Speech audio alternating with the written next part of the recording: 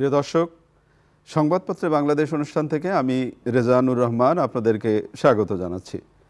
বিভিন্ন জাতীয় দৈনিকে প্রকাশিত খবরের বিশ্লেষণ নিয়ে আমাদের আজকের এই অনুষ্ঠানে অতিথি হিসেবে উপস্থিত আছেন সিনিয়র সাংবাদিক হাসনাইন খোরশেদ সূচি। স্বাগত আপনাকে অনুষ্ঠানে। ধন্যবাদ। পত্রপত্রিকায় প্রকাশিত কয়েকটা গুরুত্বপূর্ণ শিরোনাম পড়ে শোনাই আপনাকে, তারপর আমরা আলোচনায় যেতে চাই। প্রথম আলো, হয়রানিমূলক ধারা বাদ নতুন খসড়ায় সাইবার সুরক্ষা অধ্যাদেশ। জলবায়ু পরিবর্তনের প্রভাব, বিশের বিপদে রক্ষক সুন্দরবন। রাতের ভোট নিয়ে অনুসন্ধানে দুদক। দৈনিক সমকাল, গাজীপুর আশুলিয়ায় শতাধিক গাড়ি ভাঙচুর, আগুন। বেক্সিমকোর 16 কারখানা খুলে দেওয়ার দাবি। মূল্যস্ফীতির মধ্যে শুল্ক কর বৃদ্ধিতে জনরোষের বার্তা। যুগান্তর, বেটা সাধু বেশে পাকাচোর অতিশয়, মাস্টার মাইন্ড গভর্নর আতিউর। আটকে আছে সীমানাসহ গুরুত্বপূর্ণ প্রস্তুতি, চূড়ান্ত হয়নি নির্বাচনী সংস্কার প্রস্তাব। দৈনিক ইত্তেফাক, শ্রমিকদের বিক্ষোভ, ভাঙচুর, আগুন, উত্তাল গাজীপুর। চীনা পণ্যে শুল্ক আরোপের ঘোষণা ট্রাম্পের। মানব জমিনের শিরোনাম, ট্রাম্পের নির্বাহী আদেশে তোলপাড় বিপাকে বাংলাদেশিরাও। রাতের ভোটের অনুসন্ধানে দুদক। বাংলাদেশ প্রতিদিন, ভোটে মিত্র খুঁজছে সবাই, ফাঁসছেন সেই ডিসি এসপিরা। খবরের কাগজের শিরোনাম, তত্ত্বাবধায়ক সরকার বাস্তবায়নে পাড়ি দিতে হবে দীর্ঘ পথ। চুরির অর্থ ফেরাতে সহায়তা চাইলেন প্রধান উপদেষ্টা। দেশ রূপান্তর, সিসি ক্যামেরায় ভিনদেশি, খালেদা জিয়ার লিভার প্রতিস্থাপন হচ্ছে না। সমালোচনার মুখে জরুরি পণ্যের ভ্যাট প্রত্যাহার। কালবেলা শিরোনাম, মুক্তির পথে বিচার বিভাগ। বিমানের ফ্লাইটে 34 কেজি বিস্ফোরক নিয়ে তোলপাড়। দৈনিক জনকণ্ঠ, পণ্যমূল্য হ্রাসে বাজেট হচ্ছে, রোহিঙ্গা সংকট সমাধানে একত্রে কাজ করবে ইউএনএইচসিআর। আমাদের সময়, দুদক রাতের ভোটের কুশীলবদের খুঁজছে। দৈনিক সময়ের আলো, ধরা পড়ছেন আতিউর, চুরির অর্থ ফেরাতে বিদেশি বন্ধুদের সহায়তা চাইলেন ডক্টর ইউনূস। দৈনিক দিনকাল, দিনের ভোট রাতে জড়িতদের অনুসন্ধানে দুদক। পলাতক হাসিনার গোপন কারাগারে আটক থাকত শিশুরাও, দেয়া হতো না মায়ের দুধ। শিরোনাম শুনলেন। আমরা একটু গাজীপুর নিয়ে কথা বলতে চাই। শ্রমিক অসন্তোষের আগেও শুরু হয়েছিল, মাঝখানে মনে হলো যে সব কিছু বোধহয় থেমে গেল, কিন্তু গতকাল গাজীপুরে আবারও শ্রমিক অসন্তোষ, বেক্সিমকোর কারখানা এবং শতাধিক গাড়ি ভাঙচুর, আগুন। এই যে এক হচ্ছে শ্রমিকদের দাবি দেওয়া, কিন্তু এই শতাধিক গাড়ি ভাঙচুর, এটা তো প্রাইভেট ও মানুষের, এমনও মানুষ আছে ওই গাড়িটাই তার সম্বল। এই যে অরাজকতা, অস্থিরতা, আসলে এর পরিত্রাণটা কি? মানে এটা আমাদের রাজনীতিতে, আমাদের সমাজে এক ধরনের সংস্কৃতি, মানে একটা বাজে সংস্কৃতি। অন্যের গাড়ি ভাঙছে, আর মানে পাবলিক ট্রান্সপোর্টের যে গাড়ি, সেই গাড়ি ভাঙছে এবং এইটা গাড়িতে আগুন লাগিয়ে দিচ্ছে। এটা আমাদের অনেক বছর ধরেই মানে ক্ষোভ প্রকাশের একটা বাজে সংস্কৃতি তৈরি হয়েছে। এই সংস্কৃতি থেকে আমাদের পুরোপুরি বের হয়ে আসা অপরিহার্য এবং সেটার জন্য সরকারকে অনেক কঠোরভাবে ব্যবস্থা দিতে হবে, কারণ গাড়িটা কোনো ব্যক্তির অথবা সমাজের। যখন পাবলিক ট্রান্সপোর্ট একটা পুড়িয়ে দিচ্ছে, বাসের সংখ্যা কমে যাচ্ছে, তখন কিন্তু এর ক্ষতিটা স্থায়ীভাবে থেকে যাচ্ছে দীর্ঘদিন ধরে। ওই যিনি পোড়াচ্ছেন তিনিও তো এর মধ্যে পড়তে পারেন এবং সেই রুটের যে যাত্রীরা, তারা কিন্তু এর পরবর্তীতে দারুণভাবে পরিবহন সংকটে ভোগেন। এখন একইভাবে প্রশ্ন, যারা এই উত্তেজনা করছেন, যারা ক্ষোভ প্রকাশ করছেন, তারা তো কিছু দাবি দেওয়া বা কিছু লজিক আছে, সেটার কি হবে? আচ্ছা, সেইটা হচ্ছে দাবি, ন্যাচারালি দাবি থাকতেই পারে, দাবি থাকবেই। সেই দাবি প্রকাশের মাধ্যম সহিংস হওয়া উচিত, সহিংস হওয়া উচিত না। এই ভাঙচুর সহিংসতার ভেতর দিয়ে দাবি জানানোর আসলে কোনো সুযোগ নেই। তো দাবি জানাবে, মানুষের দাবি থাকবে, সেই দাবি সরকারকে পূরণের চেষ্টা করতে হবে এবং মানুষের সন্তুষ্টি অর্জনের জন্য সরকারকে চেষ্টা করতে হবে, সেটা তো অবশ্যই। আমি একটু এই যে ক্রাইসিসটা হচ্ছে বা গতকালকে যে ক্রাইসিস ছিল, সেটার একটু শেকড়ে যেতে চাই। আমরা দেখেছি যে এই ক্রাইসিসটা হচ্ছে বেক্সিমকো ইন্ডাস্ট্রিয়াল পার্ক থেকে, এবং সেখানে এমন অনেকগুলো শিল্প কারখানা গড়ে তোলা হয়েছিল যেগুলো আসলে বাণিজ্যিক ভিত্তিতে টেকসই হয়নি। বেক্সিমকো গ্রুপ কিংবা তার যে ভাইস চেয়ারম্যান, সাবেক প্রধানমন্ত্রীর উপদেষ্টা সালমান রহমান সাহেব, তারা ব্যাংক লুটে নিয়েছেন। ব্যাংক থেকে কোনোরকম নয় ছয় দেখানো, হ্যাঁ, কোনো রকম আর্থিক বিবেচনা বাদ দিয়ে প্রভাব খাটিয়ে ব্যাংক থেকে প্রতি মাসে বা নিয়মিত টাকা নিয়ে এই প্রতিষ্ঠানগুলো তিনি সক্রিয় রেখেছিলেন, যে তার একটা বিশাল ইন্ডাস্ট্রিয়াল পার্ক আছে। এই প্রতিষ্ঠানগুলোর একটাও বাণিজ্যিকভাবে লাভজনক ছিল না। তো যখন সরকার পরিবর্তন হলো, সালমান সাহেব জেলে গেলেন এবং এই অবস্থায় এই প্রতিষ্ঠানগুলো চালিয়ে নেওয়া একটা অসম্ভব ব্যাপার হয়ে দাঁড়িয়েছিল। সেই সময়ে এই সরকার সিদ্ধান্ত নেয় যে আইন অনুযায়ী 3 মাসের বেতন দিয়ে এই কারখানাগুলো বন্ধ করে দেওয়া হবে। তখনও এই অনুষ্ঠানে আমরা বলেছিলাম যে 3 মাসের বেতনের 60 কোটি টাকা করে 180 কোটি টাকা সরকার নিয়েছে জনতা ব্যাংক থেকে। জনতা ব্যাংকের যে টাকা, সেই টাকা তো আপনার আমার বা আমাদের সাধারণ মানুষের আমানতের টাকা, জনগণের আমানতের টাকা।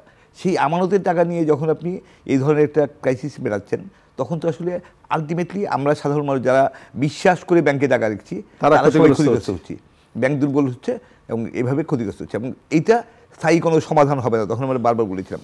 তো সেখানে যেটা হয়েছে যে 3 মাসের জন্য আপনি বেতন দিলেন, দিয়ে 3 মাস তো ওই টাকা দিয়ে খেলাম, তারপরে কি করবো, সেইটারই বহিঃপ্রকাশ কিন্তু গতকালকে আবার ঘটছে। এটার একটা সমাপ্তি হওয়া উচিত। রাতের ভোট নিয়ে অনুসন্ধানে দুদক, রাতেও ভোট হয় বাংলাদেশে, হয়েছে, অনুসন্ধান করে কি হবে, কি পাবে? নিঃসন্দেহে এর সাথে যারা জড়িত ছিল তাদের সবাইকে ধরা উচিত। কারণ রাতের ভোট, আমরা শুধু রাতের ভোট না, আমরা 5ই জানুয়ারি 2014 যে নির্বাচন, সেখানে আমরা দেখেছি যে 150-র বেশি আসনে বিনা প্রতিদ্বন্দ্বিতায় আওয়ামী লীগের নেতারা জিতে গেছেন, তাদের কোনো প্রতিদ্বন্দ্বী ছিল না। আর বাকি আসনগুলোতে একটা লোক দেখানো নির্বাচন হয়েছে। সো আলটিমেটলি প্রথম দেখলাম আমরা বিনা ভোটের নির্বাচন, 2018-তে আমরা দেখলাম যে মধ্যরাতের নির্বাচন, ভোট দেওয়ার আগেই রাতেই সব ব্যালট বাক্স ভরে রাখা হয়েছে। তারপরে 2024-এ এসে আমরা দেখলাম আর আমি দামি নির্বাচন, যে নিজ দলের অন্য কোনো দল নেই, অন্য কোনো ইয়ে নেই, নিজ দলের একাধিক প্রার্থী দিয়ে, কেউ নৌকা মার্কায়, কেউ অন্য স্বতন্ত্র প্রার্থী হিসেবে, তাদের মধ্যে নিজেদের মধ্যে লড়াই। মনে হচ্ছে দেশটা আমার আর মামাদের। এই সংস্কৃতির যে এই যে একটা মানে ভয়ঙ্কর একটা সংস্কৃতি, ভয়ঙ্কর পরিস্থিতি তৈরি করেছিল, সেই পরিস্থিতির সাথে যারা জড়িত ছিল সবাইকেই বিচারের কাঠগড়ায় দাঁড় করানো উচিত। তারই পদক্ষেপ হিসেবে মধ্যরাতের ভোটের সাথে যারা জড়িত ছিল, যে প্রশাসনিক কর্মকর্তারা, নির্বাচনী কর্মকর্তারা, পুলিশ বা অন্যান্য সংস্থার কর্মকর্তারা এবং যে রাজনীতিবিদরা, তাদের সবাইকেই আসলে বিচারের কাঠগড়ায় আনা উচিত। কারণ আমাদের সব মানে আজকে একটা জিনিস আমরা দেখেছি যে জাতিসংঘ মহাসচিব সম্ভবত প্রফেসর ইউনূসের সাথে আলোচনার সময় বলেছেন যে এটা বলেছেন সংবিধান সংস্কার কমিশন বলেছেন যে তারা নির্বাচন এবং ভোট দেওয়ার অধিকারকে মৌলিক অধিকার হিসেবে স্বীকৃতি দেওয়ার কথা বলছেন। আসলে ভোট দেওয়ার অধিকার মানুষের মৌলিক অধিকার, ভোটের মাধ্যমেই সরকার পরিবর্তন হচ্ছে, আর কোনো গণতন্ত্রের আর কোনো পথ নেই। সো ভোটের অধিকার কেড়ে নেওয়ার মানে মানুষের মৌলিক অধিকার কেড়ে নেওয়া, এবং সেক্ষেত্রে যারা জড়িত ছিল তাদের অবশ্যই শাস্তি হওয়া উচিত। অনেক ধন্যবাদ। এখন যে রিপোর্টটি নিয়ে আলোচনা করতে চাই, আমি অনুষ্ঠানের আগেও আপনার সাথে আলোচনা করেছি, খুবই গুরুত্বপূর্ণ একটি ব্যাপার। সুন্দরবন, আমাদের ঘূর্ণিঝড় অন্যান্য বিষয়গুলো যখন হয়, আমরা অনেকবার এই সুন্দরবন আমাদের মাথা পেতে দিয়ে ঘূর্ণিঝড় রক্ষা করেছে, প্রকৃতিকে রক্ষা করেছে। বিশ্বের বিপদে রক্ষক সুন্দরবন। এবং আমি ছোট্ট করে আপনাকে ইন্ট্রোটা পড়ে শোনাই। জলবায়ু পরিবর্তনের কারণে সৃষ্ট একের পর এক শক্তিশালী ঘূর্ণিঝড়ের তীব্রতা বুক পেতে ঠেকিয়ে যাচ্ছে সুন্দরবন। শুধু জ্বর জলোচ্ছ্বাসই নয়, লবণাক্ততা, উষ্ণতা বৃদ্ধি, অচেনা রোগবালাই আর কীটপতঙ্গের আক্রমণেও দেশের এই অতন্দ্র প্রহরী এখন ক্ষতবিক্ষত। এর সঙ্গে যোগ হয়েছে অসাধু মানুষের অত্যাচার। জলবায়ু পরিবর্তনের অভিঘাত মোকাবিলায় দেশের সবচেয়ে বড় রক্ষক সুন্দরবন আজ নিজেই বিপদে। যেটা হয়েছে, সুন্দরবনের বন তো নষ্ট হচ্ছেই, তার সাথে এই যে নদীতে যে মাছ আছে, সেই মাছকে অন্যভাবে, যেমন ধরেন এক ধরনের ওষুধ পাওয়া যায়, আপনি যদি নদীতে ফেলে দেন তাহলে অক্সিজেনের অভাবে মাছগুলো ভেসে উঠে উপরে, ওই মাছগুলোই আপনারা শিকার করি। এবং সবচেয়ে এই রিপোর্টের মধ্যে লেখা আছে স্থানীয় মানুষ কিন্তু সুন্দরবন এলাকার মাছ খায় না। কেন? তারা জানে যে এখানে বিষ দেওয়া। এবং এই অসাধু কর্মকাণ্ডের সাথে সাংবাদিক পরিচয়ধারী মানুষ, আমাদের পেশার মানুষজন জড়িত আছে, পুলিশ বলছেন, তারা মাসোহারা নেন। সব কিছু মিলিয়ে একটা মানে উদ্বেগজনক রিপোর্ট প্রকাশ হলো। নিঃসন্দেহে এটা অসম্ভব উদ্বেগের একটা বিষয়। এবং পাশাপাশি আমি প্রথমেই আসলে প্রথম আলোর যে রিপোর্টারই রিপোর্টটি করেছেন তাকে ধন্যবাদ জানাচ্ছি, কারণ এটি আমাদের দেশে ভালো অনুসন্ধানী রিপোর্ট কম হয়। সো এবং একটু ইনডেপথ রিপোর্ট কম হয়, এই রিপোর্টটা পড়ে আমার খুবই ভালো লেগেছে, যে বিশাল অনেক বড় রিপোর্ট, কিন্তু খুব ডিটেল এবং প্রত্যেকটি দিক তিনি কাভার করার চেষ্টা করেছেন। তো এখানে যেটা দেখলাম আমরা, যে এই যে বিষ দিচ্ছে এর সাথে জড়িত হচ্ছে মাছের কারবারি বা মহাজন গোষ্ঠী। তারা বেশি মাছ পাওয়ার জন্য, দ্রুত মাছ পাওয়ার জন্য এই অপকর্মটা করছে।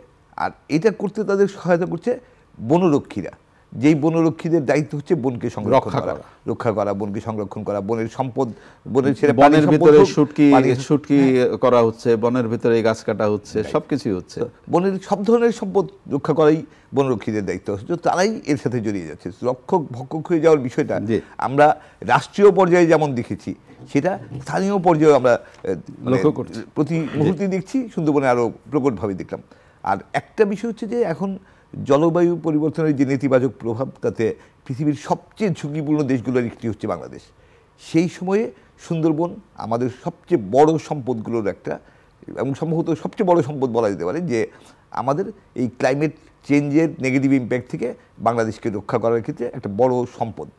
সেই সম্পদকে এভাবে ধ্বংস করা হচ্ছে, এভাবে নষ্ট করা হচ্ছে।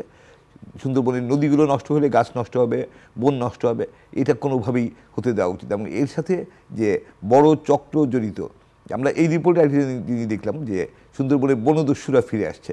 তো বনদস্যু মানে কাটা দিয়ে কাটা তোলার ব্যাপার এটা না, এটা বনদস্যুদের সাথেও কিন্তু আমরা আগে দেখেছি বন সংরক্ষকদের সরকারি কর্মকর্তাদের যোগসাজশ ছিল, এবং মানে বনের সম্পদ লুটে নেওয়া, বনের কাঠ লুটে নেওয়া, এই মানে অবৈধভাবে এইসব অজস্র দেখেছি আমরা, যেগুলো স্থায়ীভাবে বন্ধ করার পদক্ষেপ নেওয়া হোক।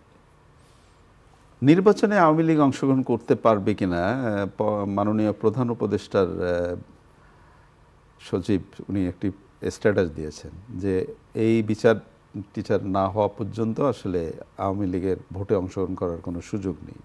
মানে জিনিসটা হচ্ছে এখন পর্যন্ত আমরা যেটা দেখলাম, যে আইনগতভাবে আওয়ামী লীগকে আপনি আটকাবেন কেমন করে, নৈতিকভাবে সামাজিকভাবে আওয়ামী লীগ আসলে এখন প্রত্যাখ্যাত একটি দল, গণপ্রত্যাখ্যিত। কারণ আওয়ামী লীগ এত গণহত্যা চালিয়েছে, এত ব্যাপক গণহত্যা চালিয়েছে, গুলি, খুন, লুট, মানে এমন কিছু নাই, এমন কোনো অপকর্ম নাই যেটা আওয়ামী লীগ করে, এবং তার মাত্রা এতটা ব্যাপক, এবং তার বিস্তৃতি কেন্দ্র থেকে শুরু করে একদম ঢাকা থেকে শুরু করে তৃণমূলের গ্রাম পর্যায়ে পর্যন্ত। এত ব্যাপক অপকর্মের পরে আওয়ামী লীগের আসলে সামাজিক ভিত্তি এবং গণভিত্তি বলে এখন আর কিছু আছে বলে আমার মনে হয় না। সেরকম একটা পরিস্থিতিতে আওয়ামী লীগ আবার, এবং আওয়ামী লীগের নেত্রী, আওয়ামী লীগের প্রধানমন্ত্রী, তিনি আওয়ামী লীগেরই প্রধানমন্ত্রী ছিলেন, তা দেশ ছেড়ে পালিয়ে যেতে বাধ্য হয়েছেন। এবং সেই দল এবং তার দোসররা আবার সংসদে এসে বুঝবেন, এটা মানে এটা দেখা খুব কষ্টকর হবে, এটা মানে আমরা কোনোভাবেই দেখতে চাই না। কিন্তু আইনগত বাস্তবতা কিন্তু আমরা অস্বীকার করতে পারবো না। আইনগতভাবে এখন পর্যন্ত আওয়ামী লীগকে নিষিদ্ধ করা হয়নি। আওয়ামী লীগের যে নেতারা, যারা এর সাথে জড়িত, তাদের শাস্তি হবে, তাদের বিচার হবে, কিন্তু দল হিসেবে আওয়ামী লীগকে নিষিদ্ধ করা যাবে কি যাবে না সে নিয়ে এখনও অনিশ্চয়তা বা অনেক মানে সিদ্ধান্তহীনতা আমরা দেখছি। একটা স্পষ্ট সিদ্ধান্ত আমরা আশা করি, যে এই বিষয়টা বারবার আলোচনায় আসছে, এই বিষয়টার একটা দ্রুত একটা সিদ্ধান্ত না নিলে রাজনৈতিক অস্থিরতার অবসান ঘটবে না। না, আপনি ঠিকই বলেছেন। রাজনীতির কথা যেহেতু তুললেন, আজকে প্রথম আলোতে শিরোনাম হয়েছে ইসলামী দলগুলোর কাছে টানার চেষ্টা বিএনপির, এবং সবচেয়ে মজার ব্যাপার, খেলাফত মজলিসের সঙ্গে এমন সময় বৈঠক করলো বিএনপি যখন একদিন আগে জামায়াতের আমির সাক্ষাৎ করেন ইসলামী আন্দোলনের আমিরের সঙ্গে। মানে নির্বাচনে তো বা রাজনীতিতে তো শেষ বলে কোনো কথা নেই, তাহলে এখন কি টানা টানি চলবে নাকি? স্বাভাবিকভাবেই ভোট বাড়ানোর জন্য ভোটের মানে একটা জিনিস আমরা দেখছি, যে নির্বাচনের প্রস্তুতি কিন্তু রাজনৈতিক দলগুলো শুরু করে দিয়েছে। নির্বাচনে ভোট টানার একটা চেষ্টা সবসময় থাকে, এবং নির্বাচনে মানে দলকে শক্তিশালী করা, জোটকে শক্তিশালী করা, সে ধরনের চেষ্টা সবসময় আমরা দেখি, এবারও হচ্ছে। কিন্তু একটা বিষয় আমি বারবার বলতে চাই, সেটা হচ্ছে যে নিঃসন্দেহে ইসলামী দলগুলো, আমরা মুসলমান, আমাদের আল্লাহর প্রতি আমাদের অগাধ বিশ্বাস, এবং আমরা সংখ্যাগরিষ্ঠ মানুষ, আমরা মানে আল্লাহ রাসূলে বিশ্বাস করি, এবং সেখানে আমাদের নিঃসন্দেহে আমরা চাই। কিন্তু আমাদের মানে অভিজ্ঞতায় দেখেছি আমরা, যে ইসলামী শাসনের নামে যে ধরনের শাসনের চেষ্টা অন্যান্য দেশে, কোনো কোনো দেশে দেখেছি আমরা, সেটা আফগানিস্তান হোক বা অন্য কোথাও, সেরকম জিনিস আমাদের এক ধরনের ভয় পাওয়ায়। সো ইসলাম আমাদের খুবই প্রিয়, আমাদের প্রাণের ধর্ম, আমরা ইসলাম আমরা মুসলিম হিসেবে আমরা ইসলাম ধর্মের বিশ্বাসকে নিয়েই ইসলাম ধর্মের চর্চা নিয়ে আমরা এগিয়ে চলি, কিন্তু সেটা আমাদের গর্বের জায়গা। রাষ্ট্রীয় জীবনে আমরা আসলে গণতন্ত্র চাই, গণতন্ত্রের প্রশ্নে কোনো রকম আপোষ নেই। এটাই সত্য কথা। একেবারে শেষের দিকে নায়করাজ রাজ্জাক, মানে এই নামটি যখন উচ্চারিত হয় তখন বাংলা চলচ্চিত্রে শুধু না, আমাদের সাংস্কৃতিক অঙ্গনের একটা উজ্জ্বল্য ফুটে ওঠে। নায়করাজ রাজ্জাক একা ব্যক্তি কি পরিমাণ সেই অভিনয় প্রতিভা দিয়ে বাংলাদেশের চলচ্চিত্রকে উদ্ভাসিত করেছিলেন। আজকে তার জন্মদিন।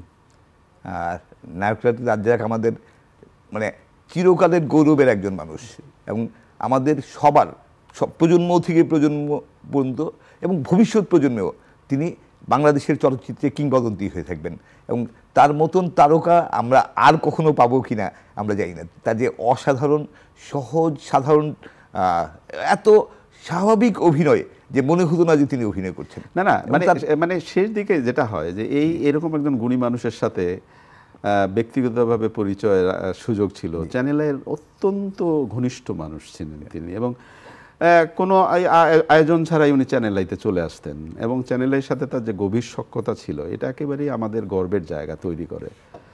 আজকে তারকা কথন অনুষ্ঠানে, চ্যানেল আইয়ের তারকা কথন অনুষ্ঠানে বিশেষ অনুষ্ঠান আছে তার রাজ্জাককে নিয়ে।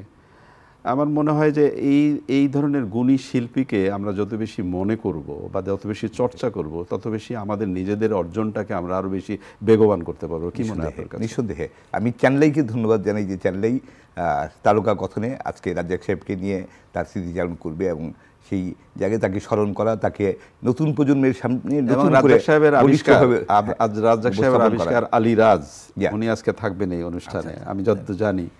তো আমি একটু এই বিষয়ে বলতে যে আপনি জানেন যে আমি 2003 সালে এনটিভি করে তুলি, সেই সময়টাতে আসলে রাজ্জাক সাহেবের সাথে আমার কাজ করার সুযোগ বা ঘনিষ্ঠতার একটা সুযোগ হয়। তো আমি তাকে যা দেখেছি, অসাধারণ একজন মানুষ। উনি শুধু অভিনেতা হিসেবে অসাধারণ না, ব্যক্তি হিসেবে, মানুষ হিসেবে অসাধারণ। তো এমন একজন আমাদের যখন এই প্রজন্মে আমরা কি খুঁজি, যে আমরা আইডল খুঁজি, তো সেই আইডল হিসেবে আমাদের চলচ্চিত্র অঙ্গনে রাজ্জাক সাহেবের মতন অসাধারণ ব্যক্তিত্ব ছিলেন। সেটা আমাদের নতুন প্রজন্মের সামনে আরও জোরালোভাবে উপস্থাপন করা উচিত, এবং সেটা চ্যানেলেই করছে বলে চ্যানেলকে ধন্যবাদ। অনেক অনেক ধন্যবাদ আপনাকে। প্রিয় দর্শক, আবারও বলি আজকে আমাদের নায়করাজ রাজ্জাকের জন্মদিন। শুভ জন্মদিন প্রিয় আমাদের মানুষ রাজ্জাক, নায়করাজ রাজ্জাক। দুপুরে তারকা কথন অনুষ্ঠানে নায়করাজ রাজ্জাককে নিয়ে একটি বিশেষ অনুষ্ঠান আছে, আপনারা নিশ্চয়ই দেখবেন আশা করি। ভালো থাকবেন। আগামীকাল নিশ্চয়ই এই সময় আবার কথা হবে। খোদা হাফেজ।